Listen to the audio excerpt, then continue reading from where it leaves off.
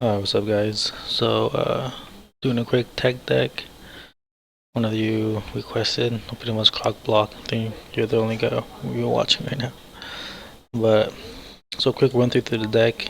I've been through many revisions on this deck. Like I've played test this deck against so many, varieties of Abzan, blue black control and Jeskai tempo, along with your, homebrews with like mono reds, different varieties of them.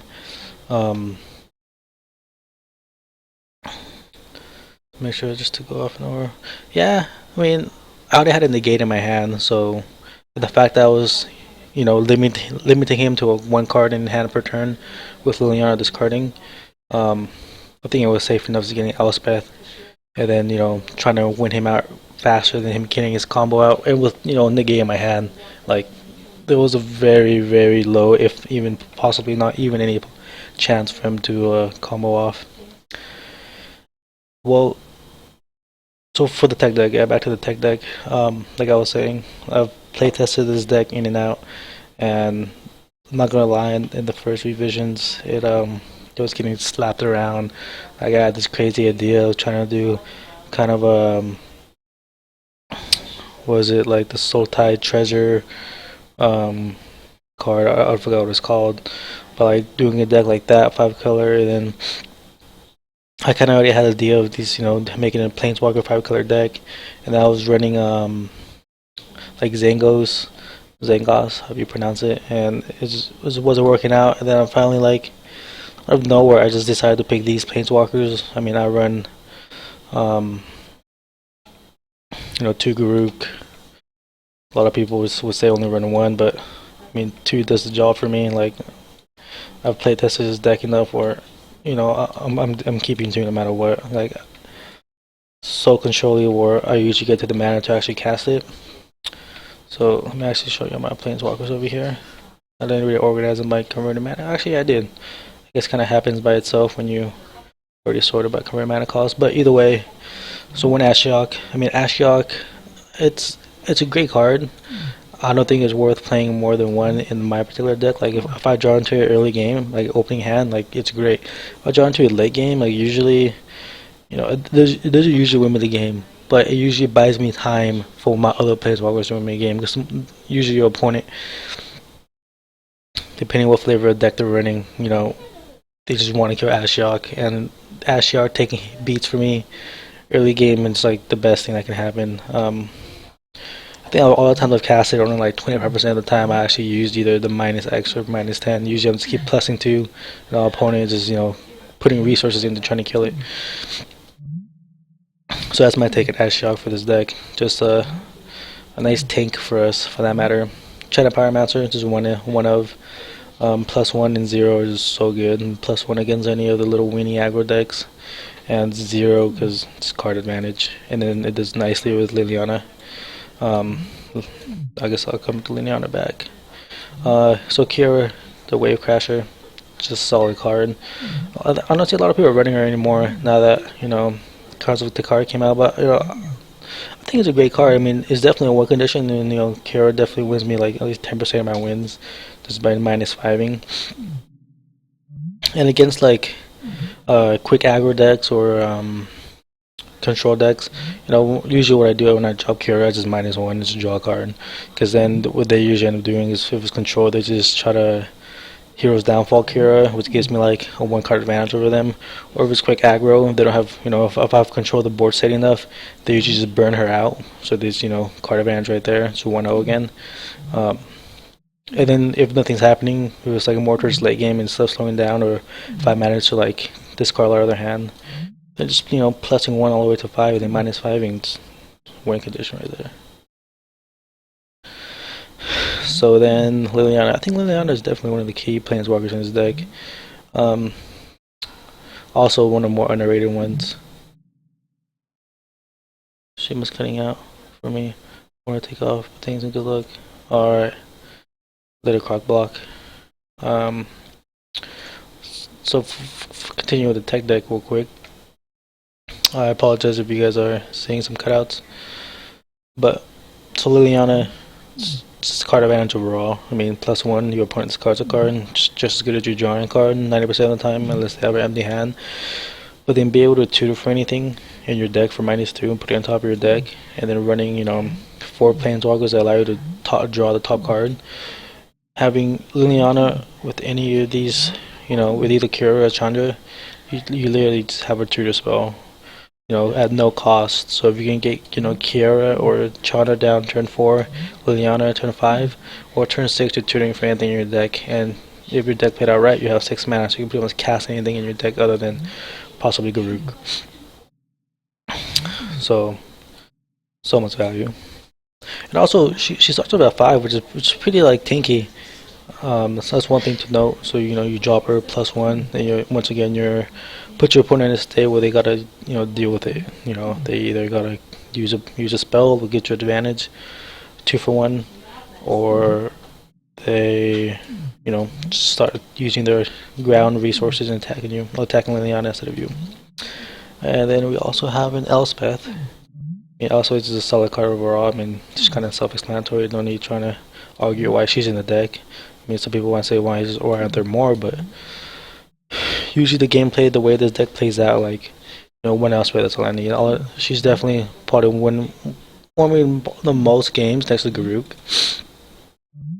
But like if I have 2 of her in my hand, that kind of sucks, because like usually there's a lot of cards right now in the format that's instantly remove her, like Utter End, Hero's Downfall, Banishing Light, all cards just remove her. And then if I drop her, yeah, I get 3 tokens, but 3 tokens aren't really that great because my deck doesn't run any creature, so usually their opponent has like remover spells populated in their hand that they just need to waste, which is just waste on the tokens. But like so they end up just trading 1 for 1, and then she kind of just doesn't do that much anymore, as opposed to all these other cards would trade for a lot more. Same thing for Garruk, but the reason I run 2 Garruks as opposed to 2 Elspeth is that the fact that you can destroy a Planeswalker with Garruk makes it a little more versatile for a lot of my matchups. Same thing with card advantage, like if they have a Planeswalker down, you just drop +1 to show a Planeswalker. And also the gang life really relevant. I mean, not a lot of my games, but there's been quite a handful of games where, against just Sky Tempo or just Burn or even any aggro, like if I get to turn 7 and I'm like 2 or 3 life, like the opponent's top decking for like a lightning strike just to kill me off. Drop Garruk +1, get a 3/3 beast, and next turn I'll just -3 my own beast just to gain 3 life. And then once I get over the 3-4 life marker, then I'm alive for another 2 top decks as opposed to 1 top deck, given that I don't have anything in my hand to deal with them. And yeah, so those are my Planeswalkers. So going to cards in the deck, I mean, Planeswalkers is definitely what the deck is themed around. As you can see, Planeswalker Charms deck version 1. Version 1. This is part of like version 2.3 of anything right now, as I haven't been updating the version. But trust me, I've gone to many revisions.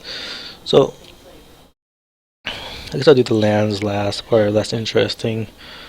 Let's go without 2 drops and work our way up. So we main deck 2 Disdainful Strokes. I mean, Disdainful Strokes is a great card, but it's too conditional to the point where you don't want to run more than 2 in main board. I mean, maybe even more than 1. I mean, I run 2. It does be fine, like it gets a lot of like Jeskai Tempo or Weenie decks, like it becomes a dead card in your hand. Also, it gets the combo decks, Jeskai and Tennessee decks, like it usually becomes a dead card because they don't run anything over 4 other than like a draw spell or Stoke the Flames, which if it's hanging in my hand and they cast anything, I'm just gonna counter it because I know that's all I'm gonna get out of them. But against like first game in the match against Abzan or blue black control, like it does so much work, or it's worth having 2 in main board, but not more because it's the fact that it's conditional. I read 1 Stand Hopes. I mean, this is probably the 1 card you're gonna see in this deck that you're not gonna see on the deck list, at least not that I've seen. Why do I run 1 Stand Hopes? Well, it's also very conditional, even more conditional than any other cards in this deck. However, it's conditional to the place where it's good enough to have just 1 of. You draw into late game, you have a very low chance of it, actually countering something. But the fact that you only have one, then it doesn't matter. If you have two, like it'll suck if they're in a situation where you just everyone's top decking and you just draw into both of them. But when you have one drawing into one late game, it's okay, whatever. It's out of your deck now. But there's still a small chance of it, countering or something. But but the upside, okay. So that's pretty much the downside, which is downside with a little bit of not as bad as it could be. But the upside, which I think definitely outweighs the downside, is that if you have it in your opening hand, you can counter anything. 90% of the time, because your opponent's going to judge this second they get the mana to cast whatever they want to cast, they're going to cast it, and then you Stein Hope some, and it definitely brings down the hopes for the rest of the game and or any of the future games in the match. And then you also get the Scry 1, which is just, nice little extra like additive. But yeah, opening hand early game is just so good. I mean, you can consider it like a Magma Jet, but better because you literally can get anything with it. Anything they can cast. And the even little bit better upside, or just another upside that goes along with this, is that if you're able to get Stand Hopes like game one, opening hand, and you use it, counter anything your opponent has, for the rest of the match, he's going to want to try to keep one land open.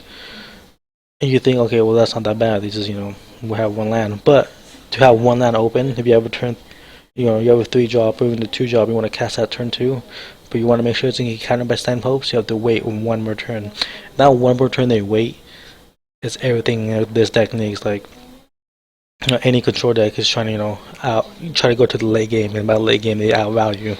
And Stand Hope definitely does that in such a good way where, slowing down your opponent by one turn, it's just so good. Because you see this deck, like, we definitely curve out on, like, turn 3 with our 3-drop, putting all of our charms. And, not being able to do anything in turn 3 definitely slows the deck down. I mean, I guess we do have a lot of 2-drops, but only, like, 5 you can do on turn 2, potentially. So having your opponent usually slow things down to, like, turn 3 or turn 4 allows all your charms to become, more relevant, where you end up becoming or staying on a steady trade route, trading 1-for-1 until you get into the later game, which you start trading for, potentially 2, 3, 4-for-1, or straight up 2 or 3 better advantages, or just so much value out of it. Kind of ranted off there. I don't know if I made full sense, but hopefully that kind of made sense. So coming to the charms, Mardu charm. We have 4 Mardu charms, 3 Abzan, 3 Sultai. Well, why do we have these, this variety of charms? Well, once again, through all the playtesting I've done, I've come to the conclusion, well, Mardu charm is definitely hands down the best charm out of all the charms right now. I'd love to hear your argument for it not being the best, but with that said, it's definitely the best in my opinion. All of his conditions, all of his, choices, as conditional as they are, usually in any matchup are relevant. So, and they're relevant in probably the best way possible. Do you 4 damage to a creature? There's so many creatures with 4 toughness or less which you just want to kill, so just, instant removal for 3-drop. Put 2 white warrior creature tokens on the battlefield. They gain for strike. But just that, not even adding 2 1/1s at instant speed for only 3 cost. Oh, that's so good against any type of control deck. Any type of weenie deck, like mono red, heroic, or like, I don't know. Pretty much mono red, I guess, are the best idea. There's some like some warrior decks I've seen going around with also have like weenies with like low toughness. But this card allows you to trade for 2 early game and keeps you alive, which what you want to do. Like I keep bringing this up, but that's the main thing for control deck. You want to try to stay alive until you get turn 5 or late game. And Mardu Charm does that. And then, the third ability speaks for itself. Instant speed duress. Gets control. Even against like tempo, Jeskai tempo. It can remove a burn spell that you can consider getting full life. Or, against control, just remove, any other draw effects or counters. Against like Abzan, hopefully you can get one of their Planeswalkers out of their hand or whatever.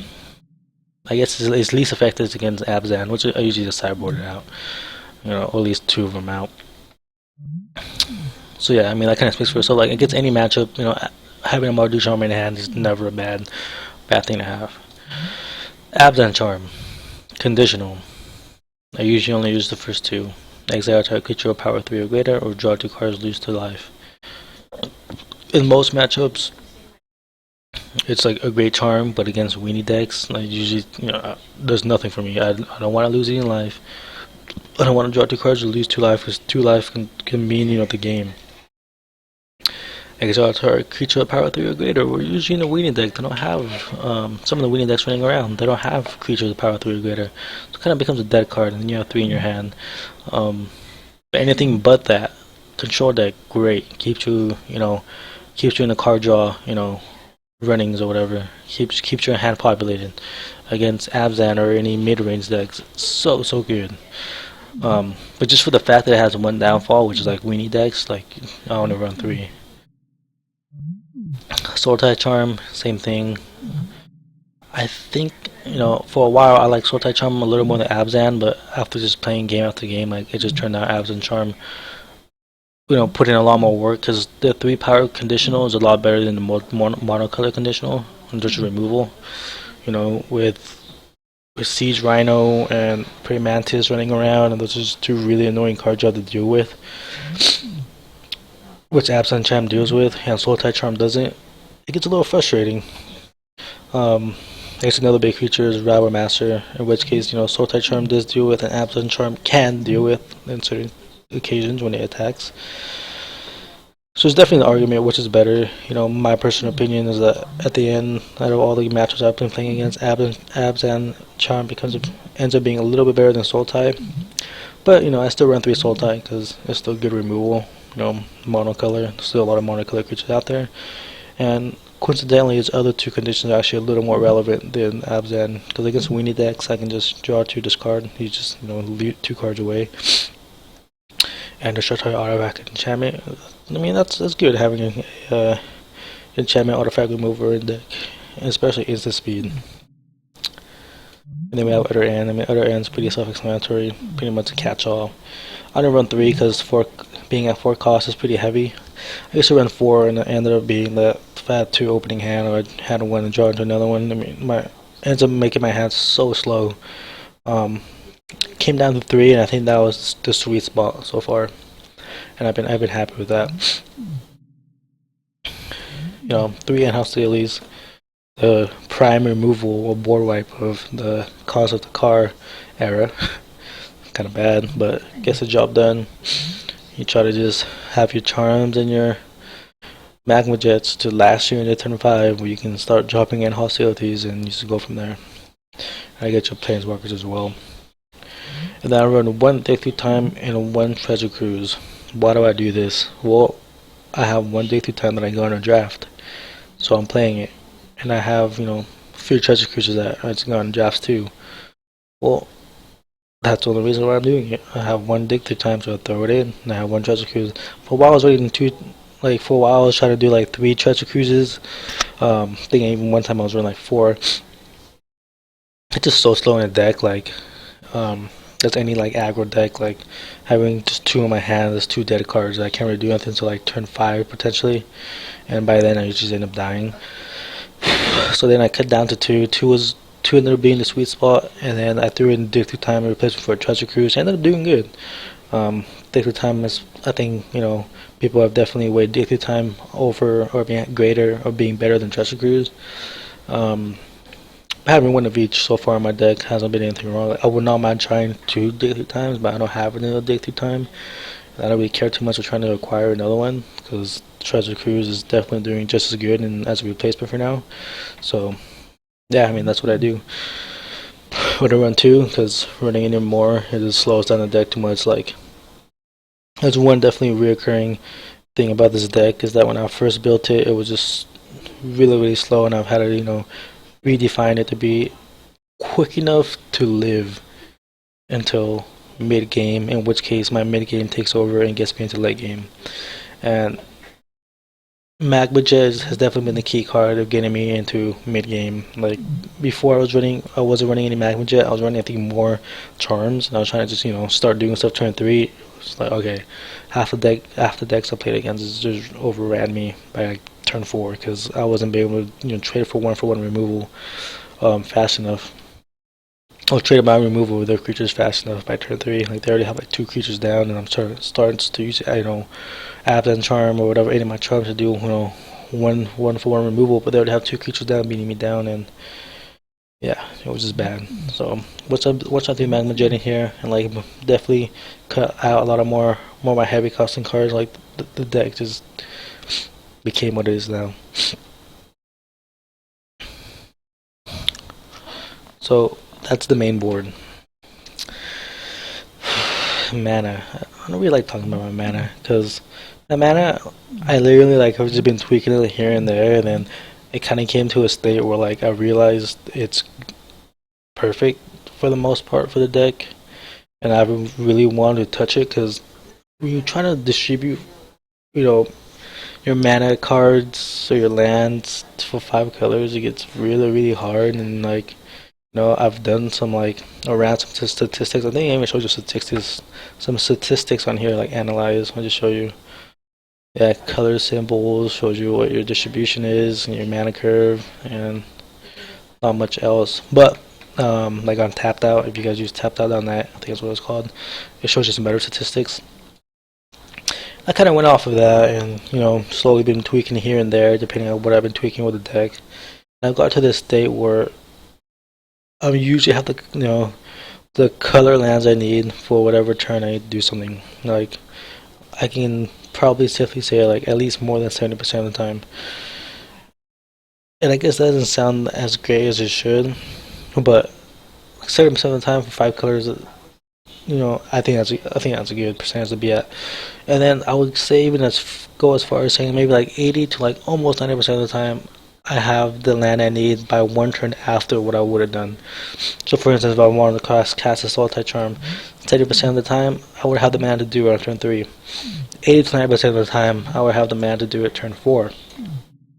It slows me down a little bit. But I think those probabilities are good enough where it keeps the deck, going. And I haven't tweaked with the mana at all. Like I don't run 2 mana confluences. Like I can definitely see people like trying to argue to me that you want to run more. Well, I have to, so I'm playing 2. Do I care for getting more? I mean, I wouldn't mind testing it with more, but since I don't have them, I'm not gonna bother getting them, and they're pretty expensive. And another thing to my defense, I guess, so I don't sound lazy, is that Mana Confluence is a great card, but having 2 down at any one point, especially with a deck like this where you want to try to get the land you want, the color land you want, you're usually in a position where you end up using Mana Confluences, those are land you have on the battlefield more than you would want.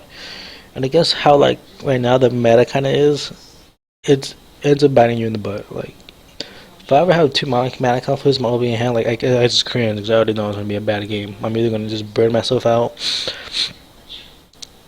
with my opponent's help, of course,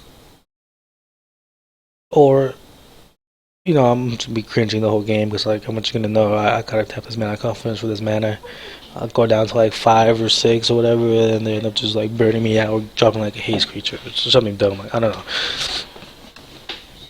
I guess I didn't really explain that properly, but bottom line is that I don't really care too much for getting more mana confluences. Like I'm good with 2. 2 does the job. Like if I can get like 2 of my tri-color lands down and then a mana confluence is like, well, that's like the perfect blend. Like I can cast anything really, and just anything in my usually anything in my turn 3 and turn 2 slot. Then once I go to start drawing into more lands, I can cast all the stuff above. I usually hate having 2 mana confluences on the board at any one time. So with that said, yeah, I'm gonna run 2, and then I run 2 Unknown Shores. I mean, those. I can hear people saying, well, when I just switch those mana confluences, well, they don't burn me for damage. And if the games usually go to mid to late game, then these are just as good as mana confluences, and they don't ping me for damage. Which, if you guys watch any of my other videos, is actually very good to have. I run 1 Evolving Wilds, 2 fetch lands. Sorry, 3 fetch lands. Well, why do you run these fetch lands? Because those are the ones I have, so I'm running them. And then I've added basic lands to, you know, supplement the fetch lands. And yeah, I mean, it's been a good blend so far. Like, there's been a few times where I've blanked on a fetch land. Maybe 2 or 3 times out of like the 100 times I've used them. So it's not too bad. And then yeah, I mean, the triple lands. You know, I don't really want to go into, you know, why I have like 2 stand-step catadals and, you know, 2 nomad outposts, etc., etc. Because like I said, I've gone through this trial through error, and this is what works. And yeah, this is what works. So let's jump to the sideboard. If you guys have any questions, by all means ask me. Like, I guess I'll go more into depth if any of you are interested. But for the most part, just believe me when I say is that I've done a lot of trial and error, and this is what works right now. Okay, sideboard. Well, sideboard is interesting. You have my counters for pretty much mid-range and control decks. This thing for Shock really good against most mid-range aggro, and negates just against any type of really control decks. Sometimes I bring them in against like Jeskai Tempo just to counter their burn spells and keep me alive. So you kind of consider them as getting life cards for that matter. And negate being really good against, you know, Jeskai combo. And yeah, I mean, those are the top ones, I guess. And then I guess, like, you know, usual blue black control, I just bring in all my counters. And yeah, I mean, this is fine so far. I just run like a more heavier sideboard, kind of like counter sideboard, and like this idea was like, okay, I can just out counter my opponent's counters. And I came to the conclusion like that's not worth even trying to do, because it takes too much space on my sideboard, and at the end of the day, they're just gonna have more counters. And then I finally came to the realization where like, the only thing I really have to counter against like blue black control or like most control decks is just counter their draw cards, like, you know, counter their daily times and their treasure cruises, because our deck actually has a lot of counter. I mean, a lot of draw. Like, we have hand harass, which you can consider as a negative draw for them. I guess you're trading 1 for 1, but you can literally, you know, take out the draw cards again or the counters or whatever. And then you run 3 Abzan, which usually being 1 more in against control decks, just to draw 2 cards and lose to life, because life doesn't really matter against control when you have control matchups. But being able to like draw 2 and keeping the, you know, the hand count, you know, at the same or higher, that's where we want to be against playing against control. They will run 3 Sultai to get rid of like lands, give you more card advantage. It's like we have quite a bit of drawing here. Enough for we can usually outdraw them, and then that's how you win. So kind of ranted off there, but alright. So against weenie decks, just 4 Circle of Flames. I mean, the Circle of Flame does the job for me. I haven't tried Anger of the Gods. I don't have any of the Anger of the Gods. I don't think that expensive, but I haven't bothered getting them because Circuit of Flame actually does the job, and this job really a lot of like mono red or even like I was seeing like Mardu token decks, which is have a lot of 1 toughness creatures. Like, you just drop 1 Circle of Flame, and you can consider it as having like, you know, a Anger of the Gods in your hand for every turn, because it's usually gonna stay there. You usually don't have anything to remove it. You want one Bowl of Nylea. Like 90% of the time, all we use it for is just to gain 3 life. It's a constant life gainer, and you know, only having 1 in the sideboard is like, well, I mean, a lot of decks do that. Like, you just draw into it. It's kind of your ace in the deck. But the fact that you have, you know, 2 Lilianas, so you can tutor for anything. Like, you technically, you know, playing 3 in your main deck when you sideboard it in, because, you know, makes it more likely for you to get it. And I mean, yeah, I mean, any burn deck, any, you know, Jeskai Tempo, like, you get a Boy Nylea down. Like, sometimes I see myself using the 2 damage, but 90% of the time it's just to gain 3 life, and that's enough to like just win you matches. We run 1 end hostility, so we have our playset when we need it, and non-playset when we don't. We have 1 meditation puzzle. Why do we have 1 meditation puzzle? Well, against some of the like just straight only burn decks, meditation puzzle does what you needed to do. 8 life, you can consider as card advantage. Usually trades 2 of their burns for 1, and in the better way of card advantage, because it keeps you alive, and that's the main thing, is staying alive. And, you know, out of all the cards I had, meditation puzzle did it. I mean, I guess you can argue whatever the sheep is called, Fleece Mane Sheep or the sheep. I don't have any sheep. Would I use sheep if I had them? Probably still wouldn't, Cause yeah, I mean I run no creatures other than a Pearl Lake Ancient in my sideboard, and I would not want to, you know, like I wouldn't want to bring in, like the only time I would want to bring in any type of life gain is against burn, really, or Jeskai Tempo, and like bringing in a sheep against like say Jeskai Tempo or anything that's like kind of like mostly burn with some creatures, like sheep just does really bad because I usually want to keep at least 1 or 2 end hostilities down, and if I drop a sheep, lives like a couple turns and end hostilities and kill it, and you know whatever. As in like Meditation Puzzle gives me a life no matter what, and a life is enough to keep me in the game and win, etc. I don't know if I skipped Abs and Charm. I think I mentioned that at one point. But yeah, Abs and Charm, like I said, I um, rank this card a little bit higher than Sultai, and when I do need it for matchups, like I want 4 in the playset, and when I don't need it, then I don't mind starting off with 3 and then sideboarding them out later. And now, the last card in the deck is Pearl Lake Ancient. I haven't got around to use Pearl Lake Ancient too much since I've added it in the sideboard, and I haven't really played against control matchup lately. But my theory is that once I do play against more control matchups, you know, Pearl Lake Ancient is going to be my main win condition. They usually have removal for Planeswalkers, counters, etc., and having 10 win conditions. Technically, only like there's Lineon on it, it's too much of a win condition. It could too feel like a win condition, but if you're playing against control, then you know minusing 8 is not going to do much for you. But either way, your egg is 8 win conditions. Usually not enough, and that's why I brought Pearl Lake Ancient in my sideboard, and when I put me used to it, I'll update on is it worth having or not. And for now, since I haven't tweaked in my sideboard, actually I haven't tweaked this deck at all in a while, because it's been doing so good with like a pretty good win rate. Like I would definitely say above 60, maybe even above 70% of the time. Maybe I'm getting too ahead of myself. Definitely above 60% of the time I win. Or flat 60 or above, whatever. So yeah, tech deck probably a little longer than it should have been, not as professional as it should have been, but yeah, if you have any comments, let me know.